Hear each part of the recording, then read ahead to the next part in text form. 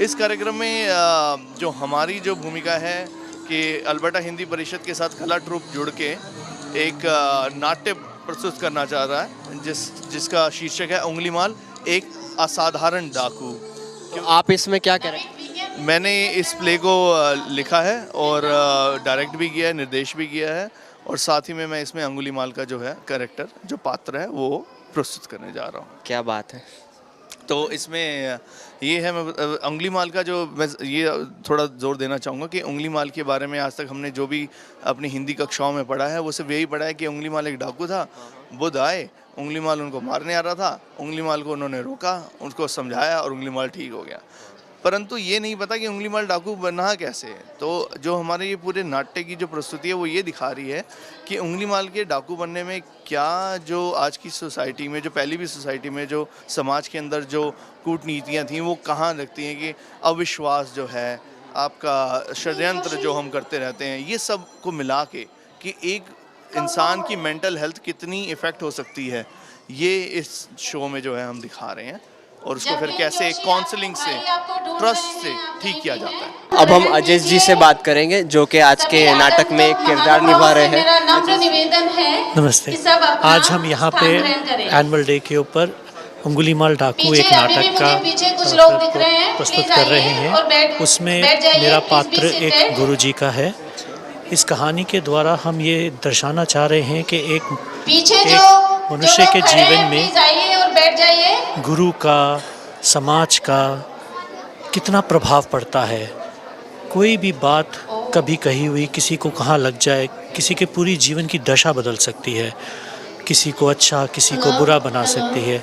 सो हम ये एक मैसेज पहुंचाना चाह रहे हैं कि लोग समय का सदुपयोग करें, गुरु की रिस्पेक्ट करें और अलकनंदा राय है। समाज के हमेशा प्रगति में सहायता करें। बहुत ही सही कहा आपने। गुरु का एक जीवन में होना बहुत ज़रूरी है और इसी के लिए हम आगे आपके प्रोग्राम के लिए बड़े ही उत्साहित हैं। बैठ जाइए।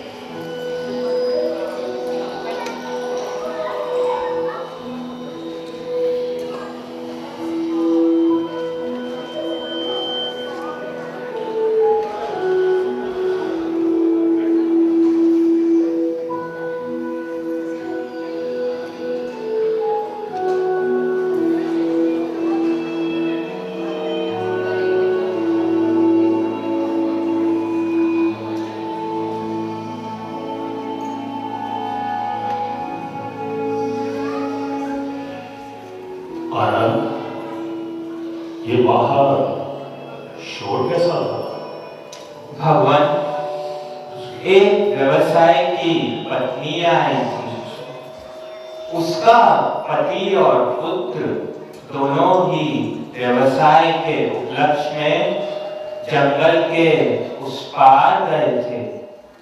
जब वह बहुत समय तक वापस लौटकर नहीं आए तो लोगों ने जाकर देखा और उन्होंने पाया कि दोनों ही मरे पड़े हैं। साथ ही दोनों के हाथों की उंगलियां कटी हुई हैं।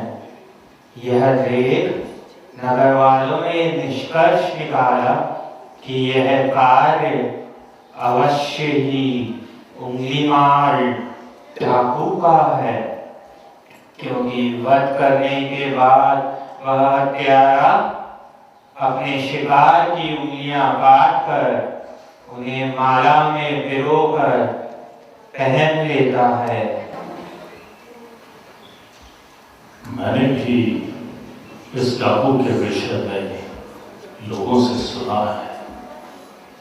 आनंद, क्या तुम इसके संदर्भ में कुछ और जानते हो? भगवान, सुना है कि वह एक परिवार का प्रतिभाशाली बालक था। उसके पिताजी राजा के कोषाध्यक्ष थे। राजजोशी में उन्हें बहुत विश्वास था। राजजोशी ने भविष्यवाणी बताते हुए कहा कि यह बालक सहस्र वध करेगा।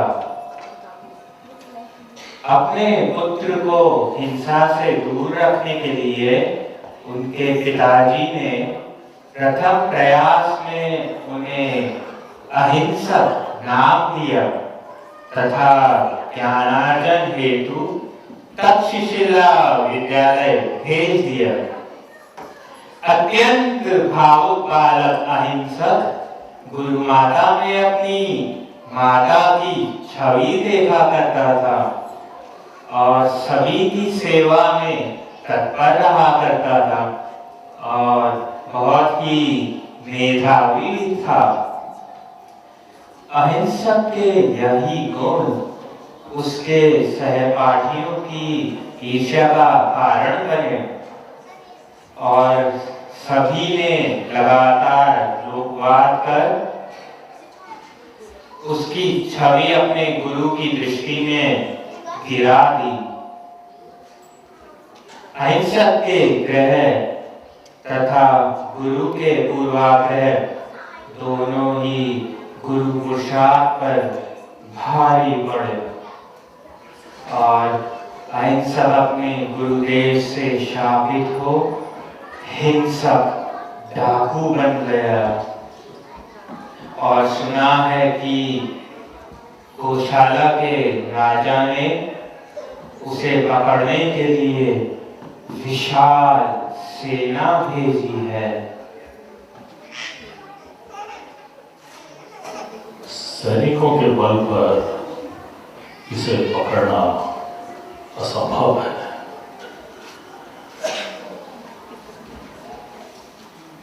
ऐसी मानसिकता को ठीक करने के लिए क्रोध और दंड का उपयोग करना अनुचित है। मुझे इसमें समाज के प्रति घृणा दिखती है।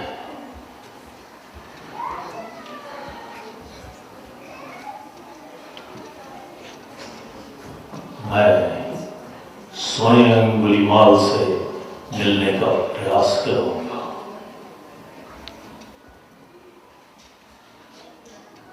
बुद्धं शरणं गच्छामि, धम्मं शरणं गच्छामि, बुद्धं शरणं गच्छामि।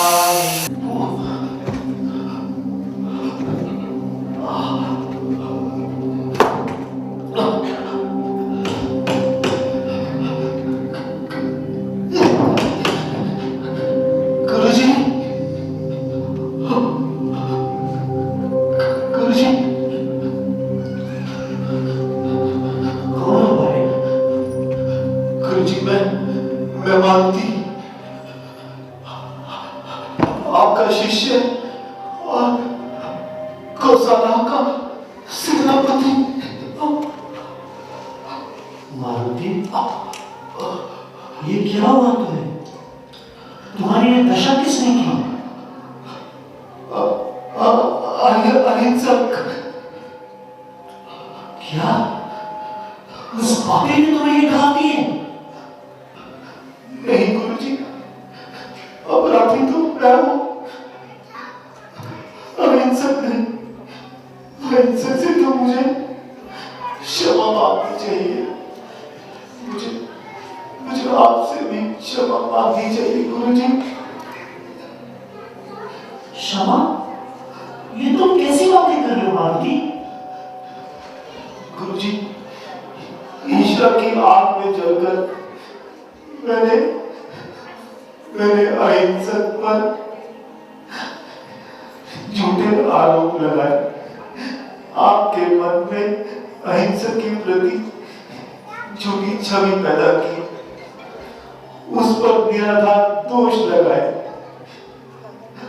गंगा जैसी अपनी पवित्र गुरु माता पर भी दोष लगाए। अहिंसक के सारे पापों की जड़ मैं हूं। वो तो निर्दोष है और गुरु माता भी निर्दोष है।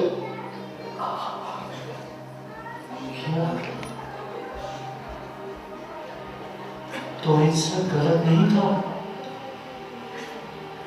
क्या उसने गुरुकुल का नियम कभी नहीं तोड़ा? क्या उसने मेरे साथ छल कभी नहीं किया?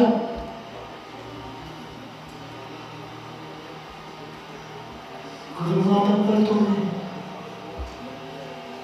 तुमने झूठा कलंक लगाया। अहिंसक तो आपकी सेवा में सदैव तत्पर रहता था। आपका आदेश उसके लिए पत्थर में लिखा हुआ आदेश हुआ करता था। मैंने और मेरे मित्रों ने आपकी दृष्टि में उसको बुरा छात्र बनाना चाहा ताकि आप उसको दीक्षा ना दे। गुरु माता तो उसको अपना पुत्र समान मानती थी। मुझसे कपटी ने गुरु माता पर भी कलंक लगाया। मुझे तो मेरे पापों का दर्द मिल गया है गुरुजी। मुझे क्षमा कर दो गुरुजी। सही कहते हो मारुति, तुम्हें दर्द अवश्य मिलना चाहिए, परंतु सत्य तो ये भी है कि अहिंसक की उंगली मार बनने में मेरा भी योगदान है। मैंने उसे तक्षशिला से निष्कासित किया, 1000 हत्या का श्राप दिया। मेरे अचेत मन के पूर्वग्रह में राजपुरोहित की बात समाई रही, जिसके कारण मैं अहिंसक को समझ न सका।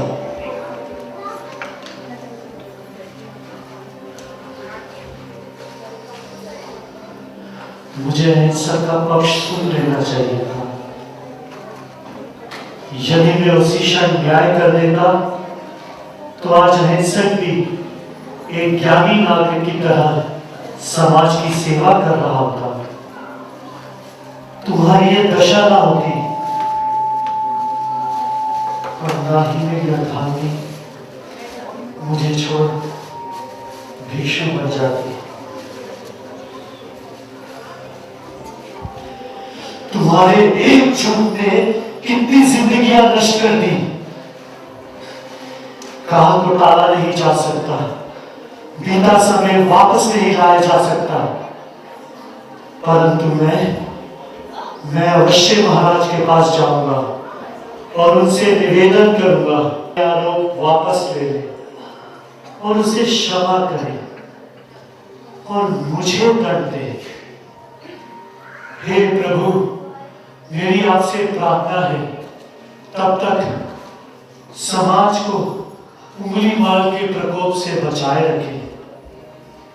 हे राम, हे राम, हे राम। मुझे नारायणं नमस्कृत्य नरं चैव नरोत्तमं देवीं सरस्वतीं व्यासं ततो जयमुदीरये। नाम संकीर्तनं यस्य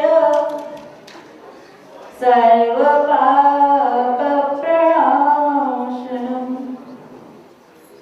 प्रणामो दुःखशमनं तन्नमामि हरिं परं, तन्नमामि हरिं परं। श्रीमद् भागवत महापुराण के द्वितीय स्कंद में 7वें अध्याय के श्लोक क्रमांक 37 में ब्रह्मा जी ने महर्षि नारद जी से श्री भगवान नारायण के 10 अवतारों का वर्णन किया है और भगवान बुद्ध को उनके 9वें अवतार के रूप में वर्णन किया है। देवद्विषान्निगमर्तनी निष्ठितानां पूर्वी वैर्विहिताभिर्दृश्यतोऽभि लोकान् घृतान् मतिविमोहमति प्रलोभं वेषं विधाय बहुभाषत औपधम्मम्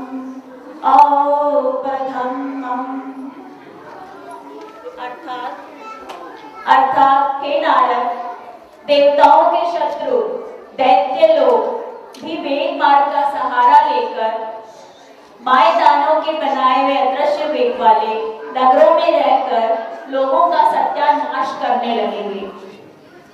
तब भगवान लोगों की बुद्धि में मोह और अत्यंत लोभ उत्पन्न करने वाला वेश धारण करके भगवान बुद्ध के रूप में अवतार लेकर उपधर्मों का उपदेश करेंगे। तो इसी प्रामाणिकता के आधार पर आज नारायण भगवान के 9वें अवतार भगवान बुद्ध के उपदेश अहिंसा परमो धर्म, इस महान शिक्षा को नाट्य रूप में आपके सामने हम प्रस्तुत करने जा रहे हैं।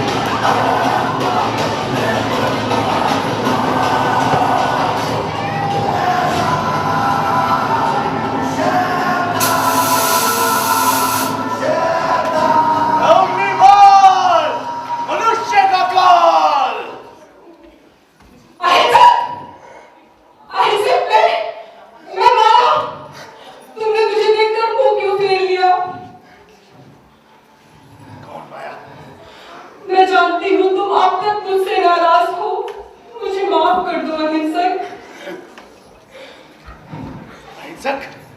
कौन अहिंसक? तुम्हारे सामने जो खड़ा है वो डाकू उंगली मार। ये तुम कैसी बातें कर रहे हो? अच्छे भले मनुष्य होकर तुमने अपनी क्या दशा बना ली है? मनुष्य?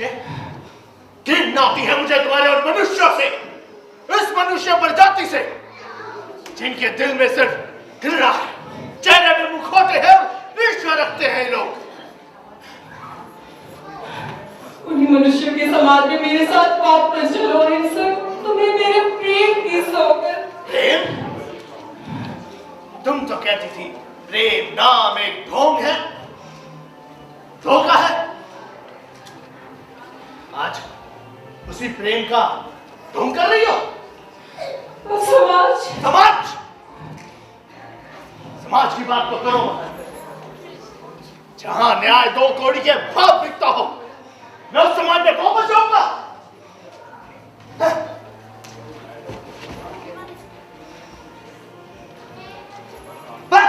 पागल नहीं क्या? तुम क्या निर्दोष मनुष्यों की हत्या करने का नहीं कर सकते? क्या नहीं माना है?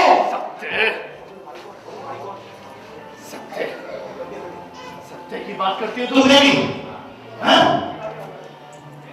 जाके उस सत्य का प्रमाण पत्र लेकर आओ। जब मारुति ने मेरे साथ षड्यंत्र किया था, जी ने मुझे अविश्वास किया और तुम अपने धोखे को भूल गई हो। मुझसे भूल हो गई, क्रोधित न हो। सुनो राजकुमार, तुम्हारी अहिंसक ने आज तक कभी इससे भी हाथ नहीं उठाया। इससे पहले कि मुझ पर स्त्री वध का आरोप लगे, चले जाओ यहाँ से। मेरे साथ वापस चलो, मेरे साथ वापस चलो, मेरे साथ वापस चलो, मेरे साथ वापस चलो, अहिंसक, अहिंसक, अहिंसक। आज नहीं छोड़ूंगा तुम्हें। धम्मं शरणं गच्छामि। धम्मं शरणं गच्छामि। संघं शरणं गच्छामि।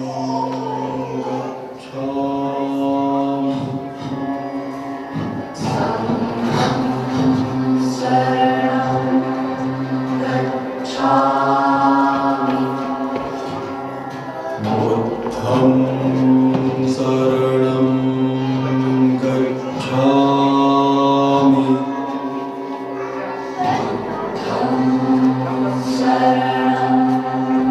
गच्छामि। धम्मं शरणं गच्छामि।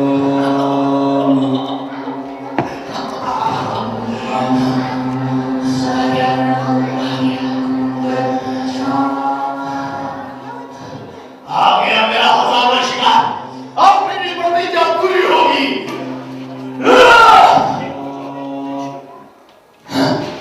आगे मत बढ़ो। ऐसे कैसे? तू पागल हो गया क्या? क्या बदल को मेरी विष्णु जी को? उंगली मारो, शांत। मेरी बात ध्यान से सुनो। मैं तुम्हारे लिए ही यहाँ आया हूँ। साधु, तू क्या कोई मायावी है? या तुझे भी उस राजा ने देखा है? उंगली मारो, देखो मेरे पास कोई अस्त्र नहीं है और ना ही मेरे साथ कोई सहयोगी है, और मैं तुम्हें हानि पहुंचाने की मंशा से भी यहाँ नहीं आया। और तुम जानते हो ये सत्य है। मेरा बस तुमसे एक ही अनुरोध है कि तुम मेरी बात ध्यान से सुनो। ठीक है, बोलो। तो आओ, जाकर एक वृक्ष की टहनी तोड़ लाओ। ये क्या बात है? अच्छा, जैसे तुम्हारी आखिरी इच्छा।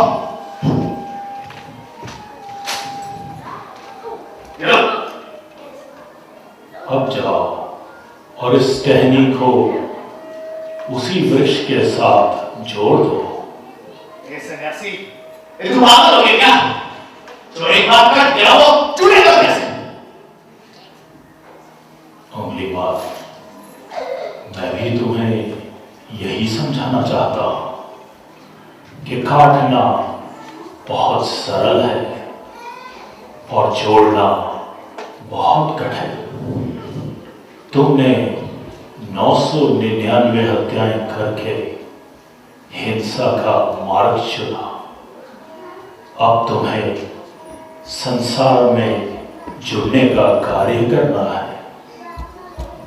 उंगली मार, क्या तुम्हें कभी यह अनुभव नहीं हुआ कि तुम्हारे अंदर एक अहिंसक अब तक जिंदा है, जो बहुत दयालु है, बिल्कुल एक भिक्षु की तरह है। मैं तुम्हारे माया में फंसने वाला नहीं हूं। मेरे जीवन का सिर्फ अपने एक ही उद्देश्य है, समूचे मानव जाति का नाश करना। आज जिसे देखो मेरे भले ही सोचने वाला। मैं फिर भी कहता हूं, मानवता और समाज में तुम्हारा एक महत्वपूर्ण स्थान है।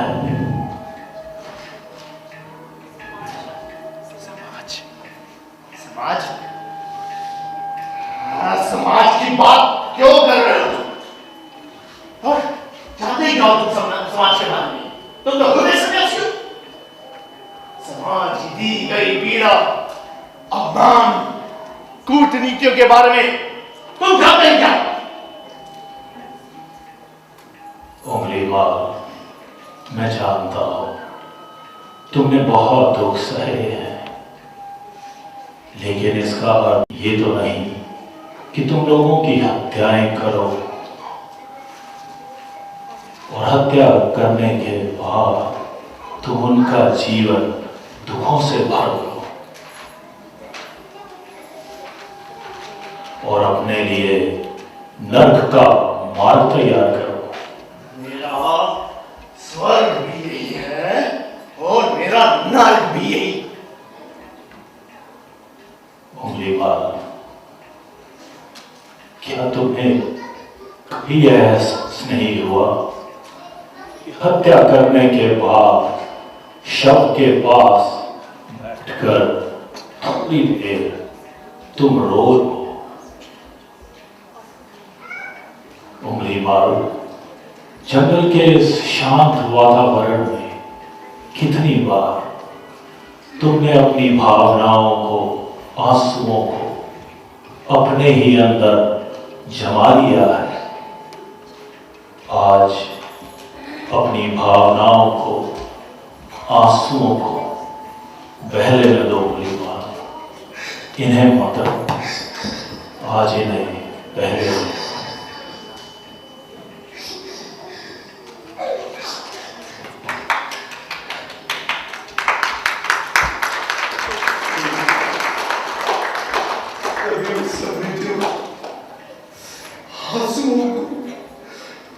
पीड़ा मुक्त करने वाले तुम कौन हो? क्या अधिकार है तुम्हें? मैंने अपने चारों ओर घृणा की एक दीवार खड़ी की हुई थी। अचानक तुम कहां से आ अपने शब्दों के स्पर्श से दीवार गिरा दी। मैं अपने जीवन को बचाने के लिए तक्षशिला से जंगलों में आ गया था और मेरे जीवन को नई दिशा देने वाले तुम कौन हो? कौन हो योगी? मैं गौतम बुद्ध हूं। उंगलीमाल, तुम मेरी शरण में हो। तुम्हारा उद्धार यही है।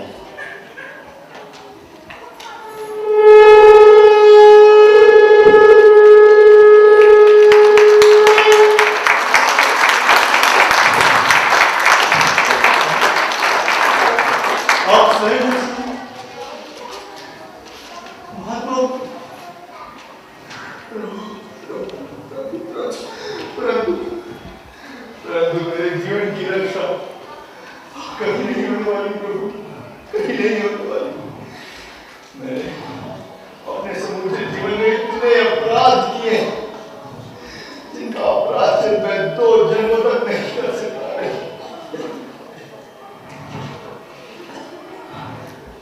उंगलीमाल, अब मैं तुम्हें अपने शिष्य के रूप में स्वीकार करता हूं। ये तुम्हारा नया जीवन है। आपके साथ नहीं, मैं समाज में वापस नहीं आ सकता। नहीं, वहां पे लोग मेरे को दंड देंगे, पत्थरों से मार मार के मेरी हत्या कर देंगे। मैं वहां वापस नहीं जा सकता। नहीं प्रभु, नहीं। उंगलीमाल, सभी कष्टों के कारण तुम स्वयं हो। कर्म किए हैं उनका तो भोगना ही होगा। मैं जानता हूं तुम्हारे अंदर उन कष्टों को सहने की क्षमता और साहस दोनों है। जीवश जिस नरक में मैं अभी तक जी रहा था, उससे तो कोई भी स्थिति बेहतर नहीं होगी।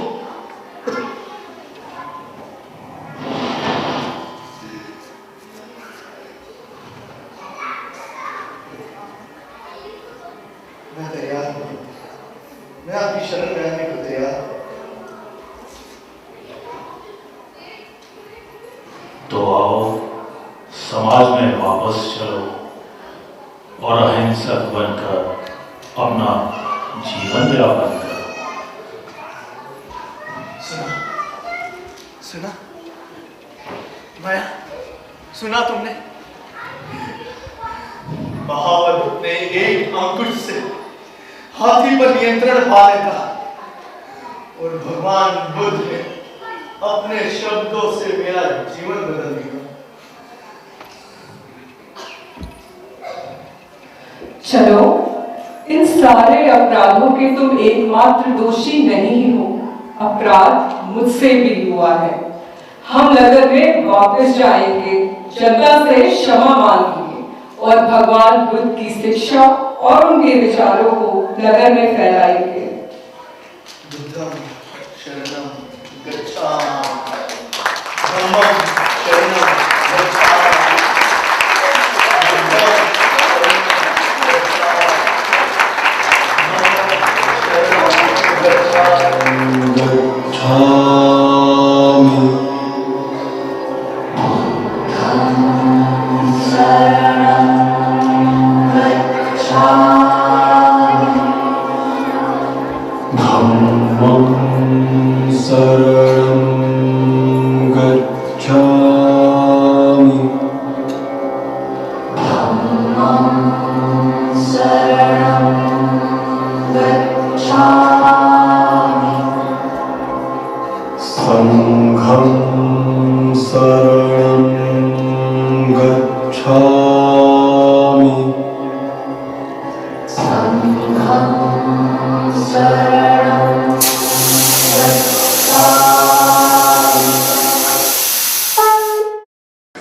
जी, ये कार्यक्रम बहुत अच्छा हुआ, बहुत सोच समझ के रखा गया था। हमारे हिंदी विद्यालय के शिक्षक और शिष्यों के हिसाब से, भगवान बुद्ध की शिक्षा को ग्रहण करने के हिसाब से बच्चों को उस शिक्षा पे चलने के लिए शिक्षकों को, हमारी जो हम टीचर्स हैं उनको भी शिक्षा मिलती है। तो ये बहुत ही शिक्षाप्रद था और भगवान बुद्ध के भगवान के 9वें अवतार भगवान बुद्ध के रूप में इनकी शिक्षाएं हैं, तो हम बहुत मानते हैं और सबको माननी चाहिए। हमें अपने बच्चों को बताने के हिसाब से ही हमने इसको चुना था और ये बहुत अच्छी तरह सफल रूप में हुआ है। Namaskar everyone, and thank you so much Alberta Hindi Parishad, all the families for putting on today's amazing annual day of celebration. I was able to catch the end of the amazing performance and I am blown away at how wonderful it all was. The cast, but also did you see the list of credits, how many people are involved in putting on a show like this? It is amazing and it adds such uplifting benefit to the whole community and particularly the children. A round of applause please for all the volunteers. जो जिस को समझाया हो इससे वो उसको अपने लिए अपने मन में सहेज के रखें। इस कथा दृश्य को आपने आपके सामने प्रस्तुत किया है गौतम बुद्ध के रूप में निरंजन दरबार जी ने। प्लीज स्टेज पे आए। निरंजन दरबार जी बुद्ध के रूप में आप स्टेज पे आ रहे हैं। बहुत जोरदार तालियों से इनका स्वागत कीजिए।